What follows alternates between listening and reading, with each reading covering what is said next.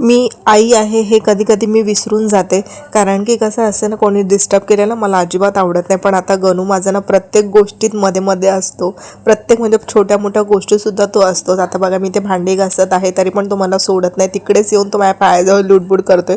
तर तुम्ही बघू शकता, म्हणजे तो मला कुठेच नाही जाऊन देत एकटं. सो हे कधी कधी विसरायला होतं की अरे मी आई आहे म्हणून. आता ते हळूहळू हळूहळू असं म्हणजे ना बोलतात ते ॲब्झॉर्ब करते.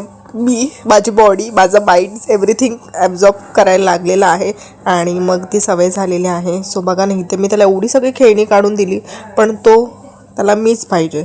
माझ्या पायाजवळ येऊन ट्रॉली उघडतो, ट्रॉलीतली भांडी काढतो, म्हणजे डबल काम मला एक्स्ट्रा होऊनच जातं. सो मग इथे माझी कामं चालू झालेली आहेत आणि मग झाडू वगैरे मारल्याच्यानंतर त्याचे कपडे होते, कपडे पण धुवून घेतले.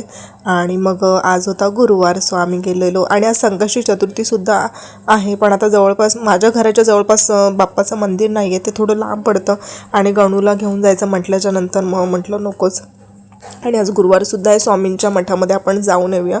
सो गेलो, दर्शन घेतलं, छान वाटलं. बसले तिकडे थोडंसं आणि गणू तिथे गेला ना की खूप मस्त वाटतं गणूला. सो आलो आणि रस्त्यातून येताना बघा, सरळ तो कधी येत नाही, अशीच मस्ती करत घरी येत असतो. आल्याच्यानंतर मग फ्रेश वगैरे झाले, म्हटलं कपडे नंतर चेंज करते. संध्याकाळी आज त्याला काही मी नाश्ता नव्हता दिला, सो इथे येऊन त्याला मग दूध चपाती भरवली.